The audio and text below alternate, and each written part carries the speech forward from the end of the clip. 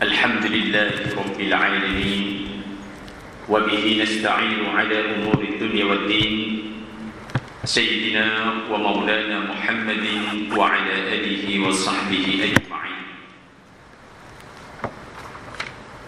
إن الحمد لله نحمده ونستعينه ونستغفره ونعوذ بالله من شرور أنفسنا ومن سيئات أعمالنا.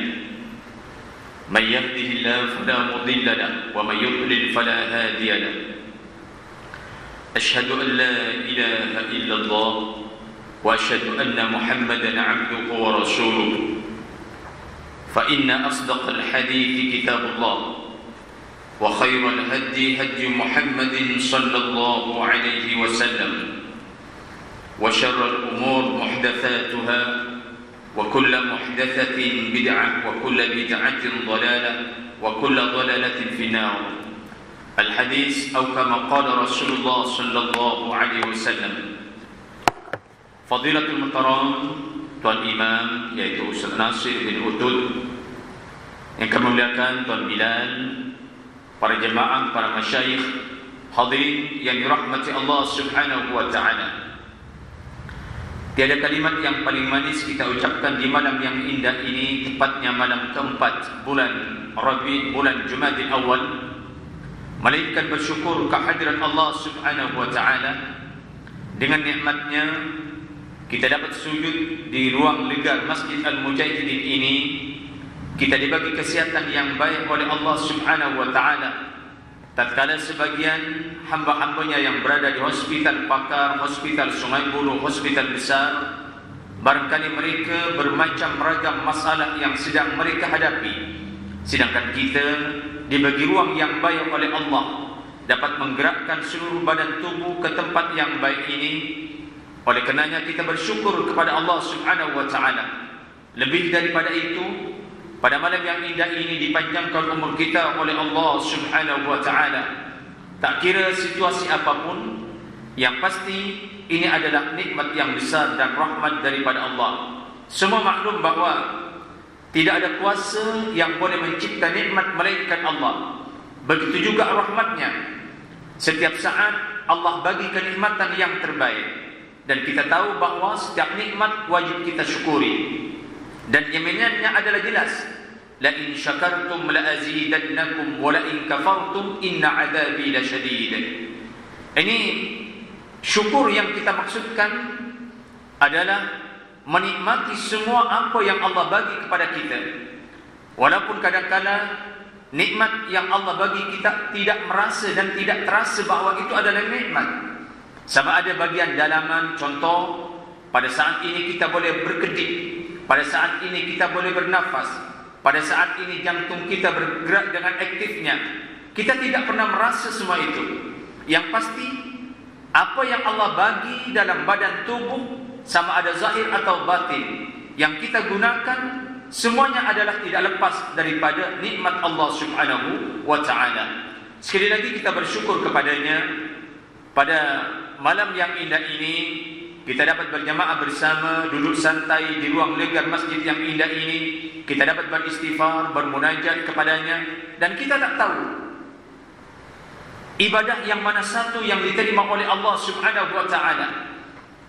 Ibadah yang mana satu yang menentukan ibadah ini dapat diterima olehnya, yang menentukan sama ada jasad ini bergembira di alam kubur ataupun tidak. Amalan yang mana satu yang akan meringankan beban tatkala berjumpa dengan malaikat mungkar dan nakir. Ibadah yang mana satu yang boleh meringankan tatkala kita berada di padang mahsyar. Ibadah yang mana satu yang kita tak tahu yang boleh memudahkan urusan kita tatkala amalan kita ditimbang oleh Allah Subhanahu wa taala. Dan kita maklum, Nabi pernah menyebutkan, selamatkanlah dirimu walaupun pernah bersedekah separuh atau satu biji kurma. Saya rasa ini adalah sesuatu yang besar. Sehingga demikian saya suka di awal majlis ini kita berdoa bersama. Semoga tuan-tuan, anak-anaknya, keluarganya dibagi kesihatan yang baik oleh Allah Subhanahu wa ta'ala.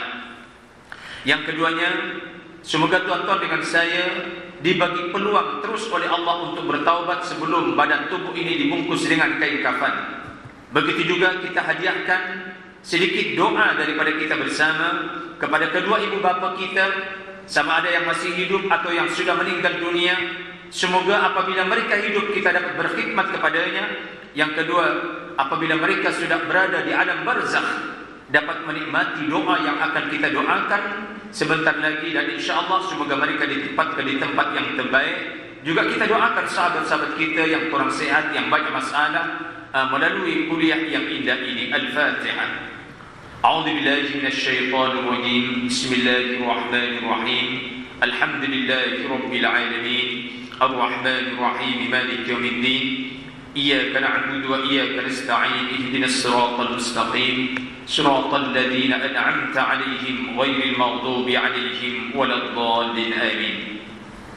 Hadirin, saya cukup tertarik dengan surah Al-Isra ini dalam ayat 71 dan 72. Ayat ini bagi saya adalah sesuatu yang cukup indah sekali. Kita renungkan, kita baca, kita teliti dengan begitu indah, dengan tenang, di mana ayat ini menyebutkan A'udzu billahi minasyaitonir rajim. Bismillahirrahmanirrahim. Yauma nad'u kulla unasin biimamihim faman utiya kitabahu biyaminihi faulaika yaqra'una kitabahum wa la yuzlamuna fatila. وَمَنْ كَانَ فِي هَذِهِ أَعْمَى فَهُوَ فِي الْآخِرَةِ أَعْمَى وَأَضَلُّ سَبِيلًا. Sadaqallahul azim. Apabila dalam konteks ayat disebut yauma, dia berbeza dengan al-yaum. Apabila al-yaum ada alif lam, ini adalah sekarang, artinya kehidupan di dunia. Contoh, al-yawma akmaltu lakum dinakum wa atmamtu alaikum ni'mati wa raditu lakumul Islam dinan. Jadi bermakna sekarang di dunia. Tapi apabila disebut yaum tanpa alif lam, Allah berbicara tentang persoalan kehadapan. Ini begitu cantik sekali ayat ini. Macam mana Allah boleh memberikan penjelasan kepada manusia antara al-yaum dengan yaum.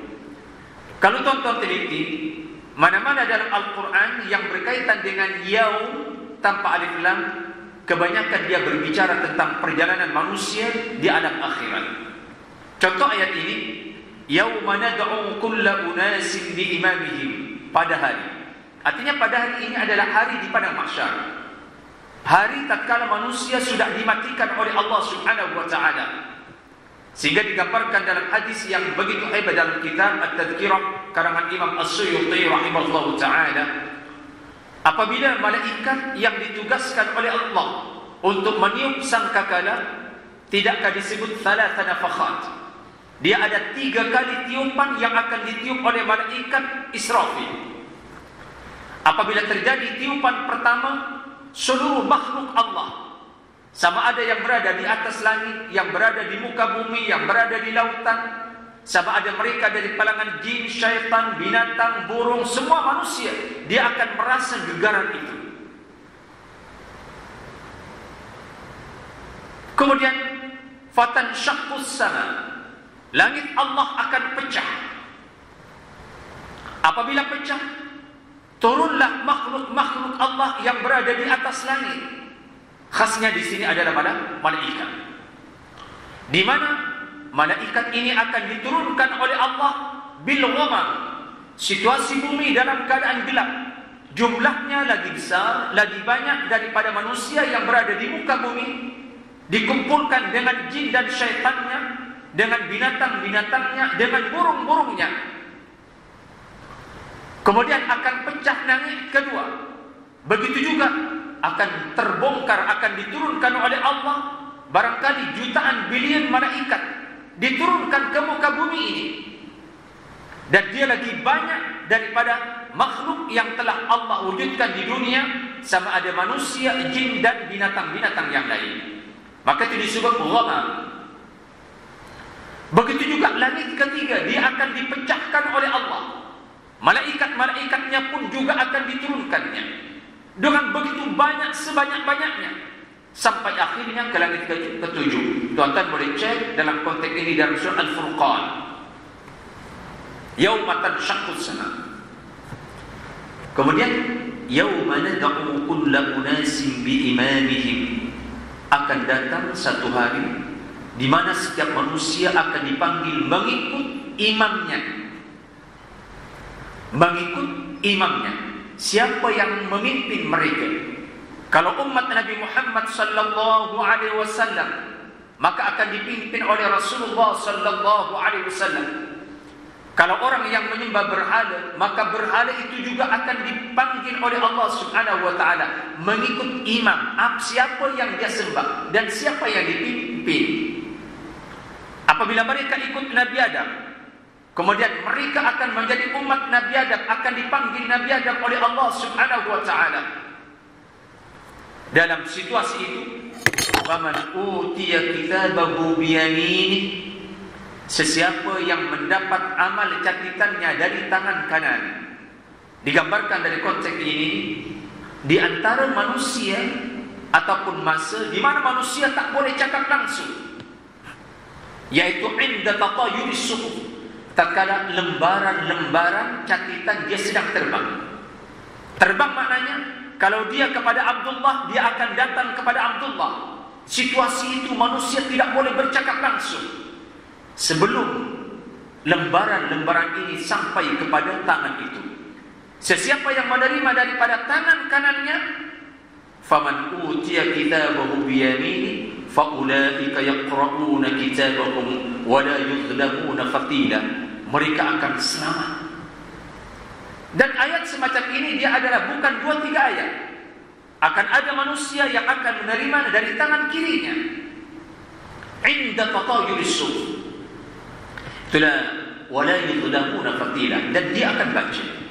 Saya dengan tuan-tuan mesti akan baca amalan-amalan yang ada dalam kitab itu supaya menunjukkan tidak ada kezaliman Allah dan Allah tidak zalim sedikit pun. Maka itu Nabi awal-awal bagi tahu, kullu ummati yadkhuluna al-jannah, semua umatku dia akan masuk syurga illa man aba, selain orang yang membantah, yang membangkang, yang tidak menerima kerasulanku, yang ingkar dengan ayat-ayat Allah Subhanahu wa taala. Kemudian sahabat coba bertanya, qalu ya Rasulullah, man aba, siapa yang dimaksudkan orang yang membantah denganmu ya Rasulullah? Nabi menyebutkan, man ata'ani faqad dakhala al-jannah, sesiapa yang taat kepada saya maka dia akan dimasukkan ke syurga. Wa man aba wa man asani faqad aba, sesiapa yang bermaksiat kepada saya, artinya mereka tidak ikut dalam kehidupannya, ikut sunnah Nabi, mereka tidak ikut penjelasan Al-Quran yang dijelaskan oleh Rasulullah, mereka terus lalai, maka mereka adalah orang-orang yang ingkar. Walhal sebelumnya kullu ummati yadkhuluna al-jannah. Dan tuan-tuan boleh cek keterangan ini dalam kitab Riyadhus Shalihin. Hadis ini adalah sahih 100%. Dan kalau kita tengok ayat ini, wa man kana fi hadhihi a'ma, man ini adalah sifatnya isim mausul mustarak. Dia melibatkan semua orang. Tak kira adalah orang yang dewasa, asy-syaikh atau budak, atau orang yang budak kecil atau sesiapa pun. Sama ada mereka yang dalam keadaan Islam ataupun tidak, sama ada mereka orang yang ada jawatan atau tidak, semuanya masuk dalam kalimat man. Maka itu disebut isim mausul mustarak.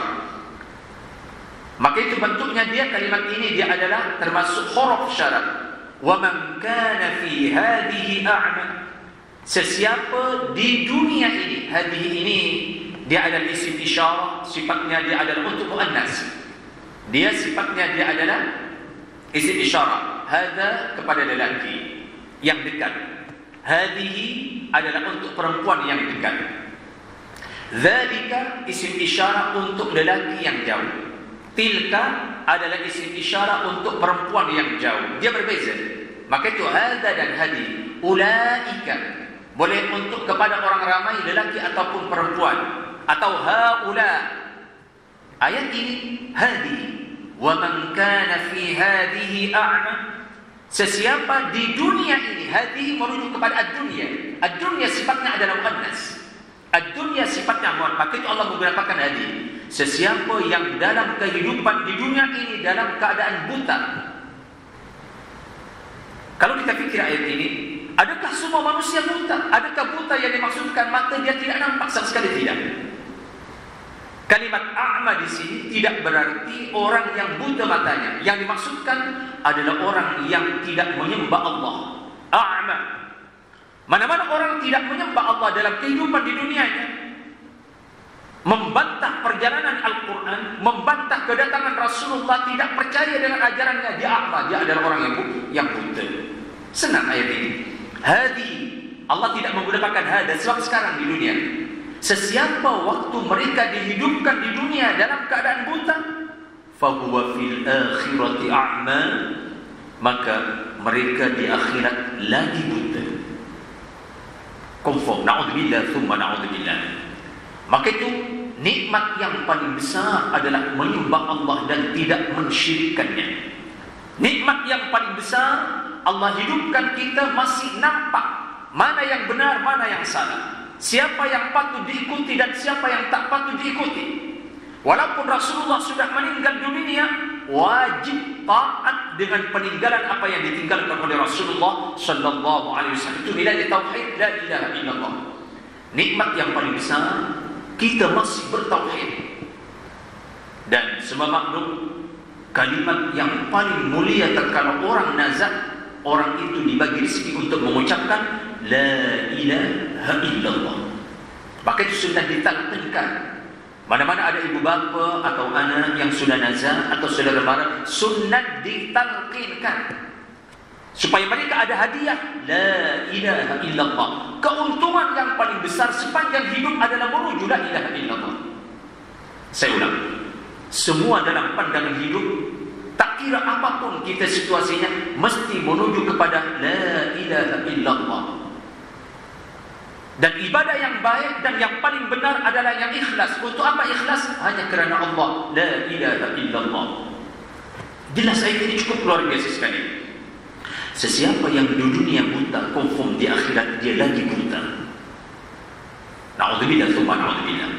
Wa adallu sabila, dan lebih sesat perjalanannya. Kalau di dunia ada orang yang akan menegur, ada orang barangkali yang boleh menolong, tapi siapa yang boleh menolong tatkala dia dibungkus dengan kain kafan di padang mahsyar ataupun di alam akhirat, di malam pertama, di alam kubur? Maka itu disebut wa adallu sabila. Jadi hadirin yang dirahmati Allah Subhanahu wa taala, sehingga kalau kita tengok perjalanan para aulia, para wali-wali Allah, betapa telitinya mereka dalam kehidupan ini, betapa seriusnya dalam kehidupan ini. Tidak ada masa melainkan lebih dekat dengan Allah. Tidak ada aktiviti melainkan aktiviti itu mengajak kita lebih tahu, lebih kenal siapa penciptanya. Tidak ada perniagaan selain bermaniaga dengan Allah. Dan itu adalah senang. Contoh, datang ke masjid sekali langkah adalah ibadah. Dan itu adalah hadis sahih. Setiap langkah orang yang berjalan menuju ke rumah Allah, setiap kita beristighfar, membaca Al-Quran, dikira ibadah lain adalah perniagaan dengan Allah. Setiap kita melihat mata anak yatim, ingin memberi bantuan kepada orang yang fakir miskin, ingin membela agama yang mulia ini, dia adalah perniagaan dengan Allah Subhanahu wa ta'ala. Itulah perniagaan yang dibuat oleh para wali-wali Allah. Termasuk yang saya katakan dulu, dia adalah Ibnu Mas'ud radhiyallahu anhu. Kemudian dari konteks ini, itulah perjalanan para sahabat. Abu Bakar As-Siddiq, Umar bin Khattab, Ali karramallahu wajhah, Utsman bin Affan. 24 jam mereka bermaniaga dengan Allah Subhanahu wa ta'ala. Tidak ada hidup mereka yang sia-sia. Semuanya menuju kepada yang terbaik. Anak didik Rasulullah semuanya menjadi wali. Contoh yang paling nyata hadirin yang dirahmati Allah Subhanahu wa ta'ala. Saya suka sekali dalam kitab ini Hilyatul Awliya wa Tabaqatul Asfiya, yang barangkali ya jarang dibaca, tapi bagi saya adalah cukup istimewa. Tidakkah ada satu riwayat haddatsana Ibrahim bin Muhammad bin Yahya. Saya baca itu mengikut teks dan sanad hadis. Kata Ibrahim bin Muhammad, haddatsana Muhammad bin Ishaq Al-Thaqafi. Kata Muhammad bin Ishaq Al-Thaqafi, haddatsana Qutaibah bin Sa'id. Itu ikut sanad-sanad, siapa yang bercerita, siapa yang menyampaikan. Kata Qutaibah, haddatsana Yaqub bin Abdurrahman. Kata Yaqub, haddatsana an Abi Hazim. Kata Abi Hazim, an Sa'd bin Sa'ad, anna Rasulullah sallallahu alaihi wasallam qala yaum Khaybar. Ini namanya maqal qaul. Sebelum perang Khaybar di Madinah, perang yang cukup dahsyat. Perang ini antara Muslim dengan orang-orang Yahudi yang didukung juga dengan orang kafir Quraisy Madinah Al-Munawwarah. Apa kata Nabi sebelum peperangan itu? La u'tiyanna hadhihi ar-rayah rajulan yaftahu Allahu ala yadayhi. Biasa dalam peperangan dia mesti ada raya, iaitu bendera. Sehingga setiap negara dia ada bendera tersendiri. Mana-mana bendera dia dihina, berarti dia menghina negara. Itulah ar-raya. Maknanya sejak dulu mesti ada raya, ar-raya. Sebelum perang berlangsung 1-2 hari sebelumnya, Nabi memegang bendera itu. Selalunya mana-mana peperangan sejak dulu lagi, apabila bendera ini masih ada dan wujud dan terpacak dengan kuat, menandakan dia kemenangan. Apabila bendera sudah tidak boleh dikebarkan, tidak boleh diurus, dan dia diambil oleh musuh Allah, berarti peperangan adalah kalah. Itulah ar-raya. Saya teringat apabila masuk ke Bukit Zaitun. Bukit Zaitun itu adalah bukit yang berada di kawasan Al-Aqsa, tapi bukan dalam Al-Aqsa Syarif. Dia tempat dia agak tinggi. Disitulah kuburan yang terkenal Rabi'ah Al-Adawiyah. Begitu juga ada sahabat-sahabat yang lain yang banyak meninggal dunia ditanam di Al-Aqsa Syarif atau di sekitarnya. Dan di Bukit Zaitun itu adalah tempat di mana Nabi Isa akan turun dari kawasan itu. Dan kalau tuan perhatikan, sampai sekarang orang-orang Kristian, padri-padri dia masih ada di situ. Ada satu bangunan kecil dan Muslim boleh pergi. Walaupun kawasan itu sudah dikuasai oleh Israel. Disitulah ada bendera besar Israel, Yahudi. Penduduknya hanya Muslim. Tapi adanya ar-rayah, bendera yang besar, bendera yang cukup besar. Artinya kawasan itu, meskipun asalnya kawasan orang Islam, tapi sudah ada bendera yang paling besar yang diletakkan oleh Yahudi. Berarti dalam kuasa Yahudi. Itulah ar-rayah. Sebab apa? Apabila Nabi Isa akan turun ke dunia di melalui Syria, di Menara Putih Syria, Nabi Isa akan turun dari tempat itu. Dia bukan langsung masuk Al-Aqsa, dia akan ke Bukit Zaitun itu. Tidak jemaah boleh pergi, saya pun boleh pergi, dan ramai orang Kristen berdoa di situ. Itu namanya Bukit Zaitun. Ramai orang Islam, tapi semuanya sudah dikuasai oleh Yahudi. Itulah bendera yang paling besar, lambang Yahudi yang terpacak di atas Bukit Zaitun. Itulah ar-rayah. So Nabi pegang ar-rayah itu. Sebelum peperangan, Nabi menyebutkan, la u'tiyanna hadhihi ar-rayah rajulan yaftahu Allahu alaihi. Saya akan bagi bendera ini kepada sosok seorang lelaki di mana Islam akan dipimpin dan akan menang di tangan orang lelaki ini. Nabi tidak menyebutkan namanya. Dari ramai-ramai sahabat yang hadir, Nabi tak sebut namanya. Yang paling hebat, yuhibbullah wa rasulah. Lelaki ini betul-betul sayang kepada Allah dan Rasulnya. Nabi boleh tahu, Nabi boleh nampak perjalanan hidupnya. Kalau kita pun tak boleh menyebut, kita tak pernah kenal, atau kenal, confirm orang ini adalah orang terbaik, confirm Allah sayang dengan orang itu, kita tak pasti, kita tak tahu. Tapi Nabi berpadukan wahyu bahwa orang ini adalah orang yang paling sayang dengan Allah dan Rasulnya. Siapa yang boleh membantah apa yang disebutkan oleh Rasulullah? Mustahil. yang paling hebat, Nabi sambung perkataannya, wa yuhibbuhullah wa rasul, dan Allah betul-betul sayang dengan lelaki itu dan Rasulnya betul-betul sayang. Dua kenyataan yang hebat. Lelaki itu yang akan menerima ar-raya ini paling sayang dengan Allah dan Rasul, dan Allah betul-betul sayang dengan lelaki itu, begitu juga Rasulnya. Yang kesimpulannya hadiah terbesar kepada hamba Allah ini. Mustahil dia akan dibeban ke neraka Allah, sebab sudah ada kenyataan langsung dari Nabi, dia adalah manusia terhebat. Qala fabata an-nas yadukuna lailatahum ayyuhum yaqtaha. Jadi orang-orang Ansar, orang-orang Muhajirin yang mendengar khutbah Nabi, seakan-akan dia tak boleh tidur sepanjang malam. Mereka ada harapan yang besar. Siapa tahu saya yang dimaksudkan oleh Nabi. Siapa tahu besok harinya bendera ini akan dibagi kepada saya. Yang hadiah terbesar. Bukan lagi sayang ukurannya dengan anak, harta sama sekali tidak. Satu keuntungan yang besar apabila mendapat bendera yang akan dibagi oleh Rasulullah besok hari.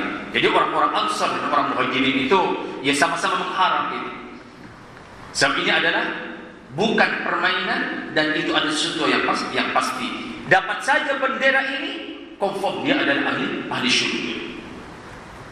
Faqal, tentu ya para sahabat pergi awal masuk ke Masjid An-Nabawi. Dan boleh dikatakan sahabat yang mendengar khutbah kemarin semalam tidak ada yang tak hadir, sebab menginginkan harapan yang besar dapat hadiah daripada Nabi Muhammad sallallahu alaihi wasallam.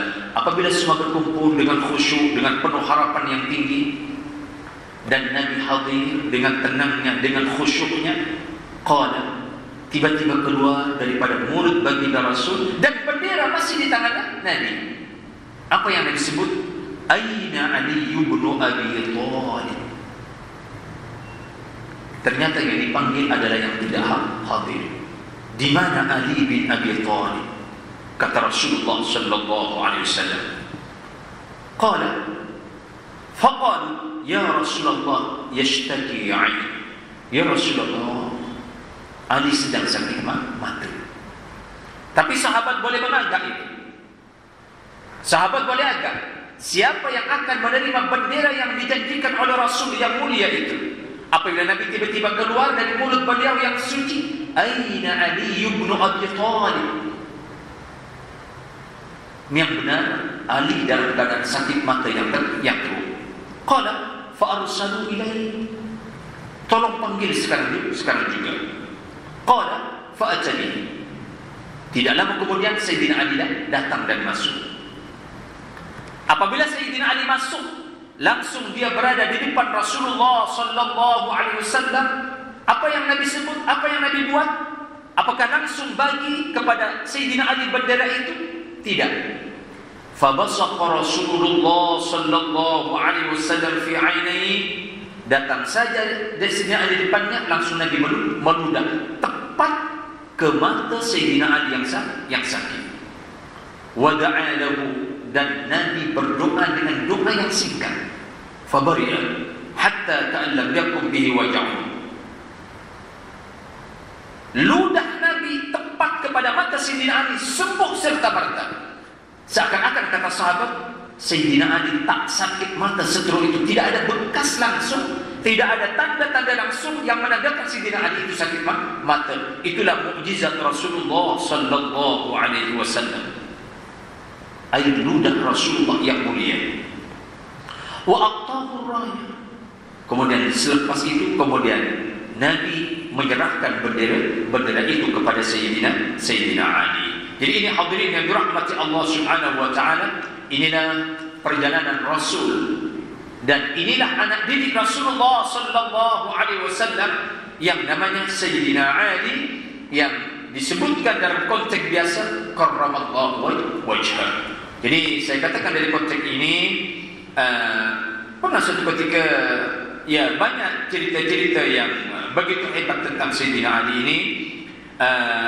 Di antaranya Nabi pernah menyebutkan dari konteks hadis yang lain yang berkaitan dengan risalah-risalah yang sampai kepada Sayyidina Ali, begitu juga kalimat-kalimat yang indah yang keluar dari mulut seorang insan yang begitu hebat, yaitu Sayyidina Ali karramallahu wajhahu, di antara senarai khulafaur rasyidin yang hebat. Walaupun kita maklum kematiannya dia adalah sebab dibunuh oleh orang munafik atau Yahudi munafik. Jadi ini dari konteks ayat tadi, sesiapa yang di dunia dia buta, confirm di akhirat dia akan lagi buta, dan perjalanan di akhirat wa adallu sabila. Kita letakkan sedikit kitab Hilyatul Awliya. Bulan depan saya berbicara tentang doa qunut nazilah, di mana masjid ini sentiasa diraikan dengan doa qunut yang dipimpin oleh ustaz-ustaz di sini, termasuk Ustaz Nasir. Jadi penjelasannya sudah jelas. Cumanya sekarang berkaitan dengan beberapa persoalan tentang imam dan makmum dan al-iltifat yaminan thumma shimalan bitaslimatain. Tentu ibadah kita ini yang terbaik. Semua maklum bahawa arafna anna salam wajibun 'inda al-Hanafiyyah. Mengikut pandangan Imam Abu Hanifah, bagi salam itu hukumnya dia adalah wajib. Dia bukan rukun, tapi dia adalah wajib. Itu pandangan Imam Abu Hanifah. Rukunun 'inda al-jamhur, mengikut pandangan ulama jamhur, Imam Syafi'i, Imam Malik, Imam Ahmad, bagi salam dia adalah rukun. Artinya tidak bagi salam dalam sembahyang, hanya baca tahiyat maka sembahyangnya dia adalah batal. Ini adalah mazhab yang kita ikuti.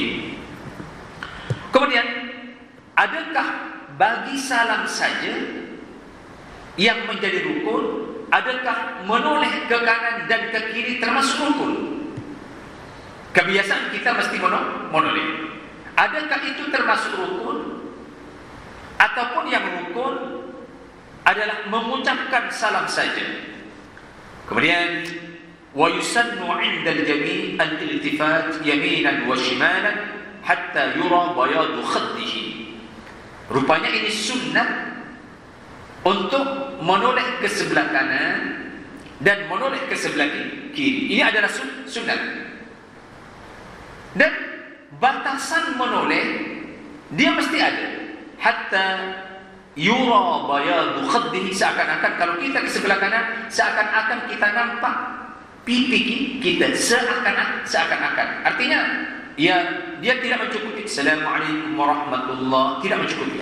Jadi mesti akan-akan dia mesti seakan-akan kita nampak dengan pipi kita. Itu batasan yang disebutkan oleh jamhur. Qailan 'inda jamhur, adakah Assalamualaikum saja atau Assalamualaikum warahmatullahi atau Assalamualaikum warahmatullahi wabarakatuh? Ya, kita ingin yang paling benar itu. Sehingga dikatakan mengikut jamhur Assalamualaikum warahmatullahi. Pandangan Imam Abu Hanifah, Imam Syafi'i, Imam Ahmad mencukupi Assalamualaikum warahmatullahi. Assalamualaikum warahmatullahi.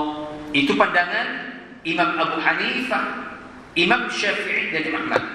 Lakin al-Malikiyah, tapi mazhab Imam Malik, termasuk Imam Malik, mesti mengucapkan wa barakatuh.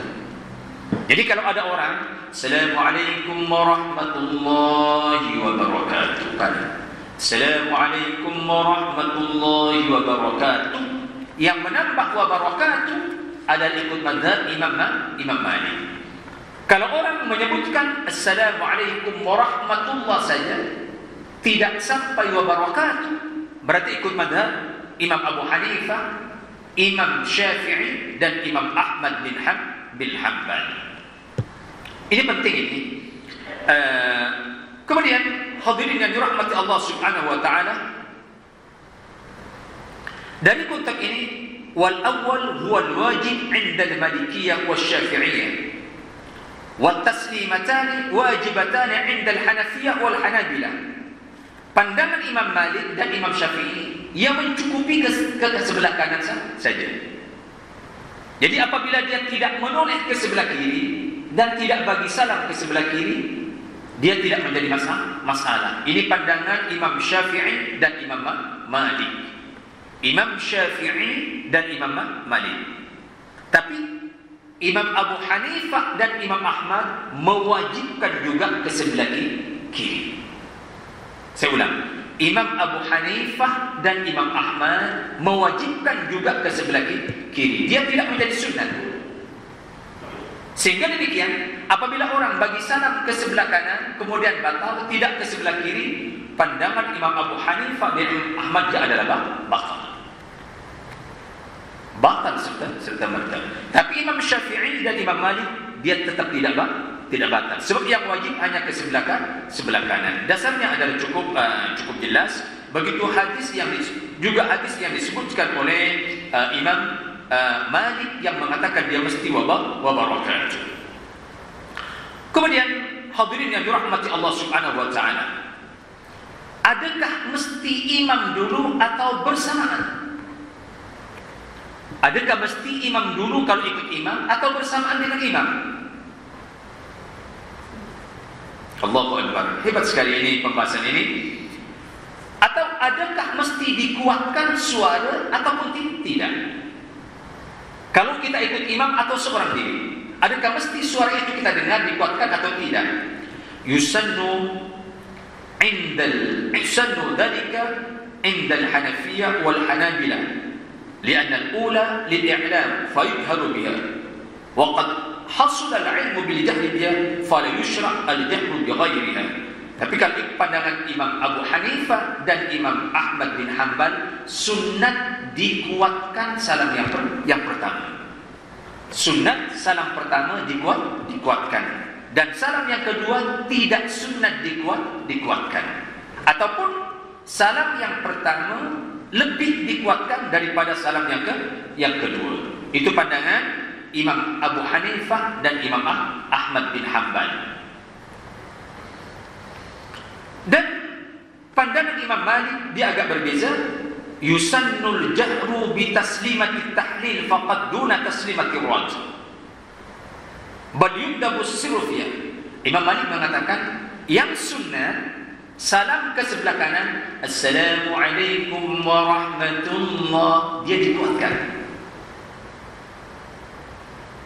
Kemudian dunar rad, apabila salam yang kedua tidak sunnat dikuatkan. Ini pandangan Imam Malik rahimahullahu ta'ala. Cumanya bal yundabu sirru fiha. Kata pandangan ini bahkan sunnah salam kedua tidak dikuatkan. Tidak perlu dikuatkan asir dalam salam kedua. Ini pandangan daripada Imam Malik rahimahullahu ta'ala. Dan adakah apabila makmum bersamaan dengan salamnya imam batal atau tidak? Imam dia dah tahu dan makmum tahu imam akan bagi salam. Tengok ini, yusannu dhalika 'inda Abi Hanifah muwafaqatan lil imam kama yusannu muqaranatu fi ghairi taslim min at-takbiratil ihram wa takbiratil intiqal. Imam Abu Hanifah berpendapat sunnat bagi makmum untuk bersama salamnya imam. Dia bukan selepas imam baru kita salam. Ini pandangan Abu Hanifah rahimahullahu ta'ala. Saya ulang, pendapat Abu Hanifah sunnat bagi makmum bersamaan dengan salamnya imam, bukan selepas imam salam baru dia salam. Kama tusannu muqaranatuhu fi ghairi taslim min at-takbiratil ihram wa takbiratil intiqal. Sebagaimana disunatkan imam nak rukuk dia mesti bersama imam dia rukuk. Selain dikatakan di sini min takbiratil ihram wa takbiratil intiqal. Cumanya wa amma as-sahibani wasy-syafi'iyyah, Imam Ahmad, Imam Malik dan Imam Syafi'i, saya rasa apa yang kita buat ikut yang tiga mazhab ini. Ketiganya mengatakan fa innahu yusannu 'indahu fi taslim al-mu'aqabah wal ba'diyah 'anil imam li'alla yasra al-ma'mum bi umur dunya. Jadi kata Imam Syafi'i dan Imam Malik dan Imam Ahmad, sunnah bagi makmum salam selepas imam bagi salam, yaitu yang kita ikut. Artinya tidak bersamaan. Sebagaimana begitu juga wal ba'diyah 'anil imam li'alla yusra'ul makmum bi umurid dunya. Kemudian hadirin yang dirahmati Allah Subhanahu wa taala, dari konteks ini sehingga dikatakan bahwa kalau menjadi makmum masbuk, dan Aisyah, kalau menjadi makmum masbuk, bagaimana cara makmum masbuk waktu dia ikut kepada imam? Adakah dia naik ke atas menunggu selesainya salamnya imam? Katakan dia tertinggal 1 rakaat dalam sembahyang maghrib, dia mesti ikut tahiyat yang dia tahiyat awal, duduk tahiyat awal, yang imam tahiyat akhir. Situasi salat maghrib, katakan dia tertinggal rakaat pertama, kemudian imam masuk rakaat kedua, dia baru dapat 1 rakaat, tentu dia tahiyat awal bersama imam. Kemudian imam tahiyat akhir, adakah dia duduk tahiyat akhir? Tidak, dia mesti duduk macam tahiyat awal. Kemudian apabila dia naik ke atas, adakah mesti menunggu imam habis salam atau salam pertama? Ini dikatakan bahwa intidarul masbuk faragh imam min at-taslimatayn liwujudil mutaba'ah hatta ya'lama an la sahwa alayhi wa hadhihi sunnatun 'inda al-Hanafiyyah. Jadi dalam konteks ini memang yang terbaik selepas imam bagi salam ke kanan dan ke kiri, baru makmum itu naik. Saya ulang, selepas imam selesai bagi salam ke kanan dan ke kiri, baru makmum dia naik ke atas.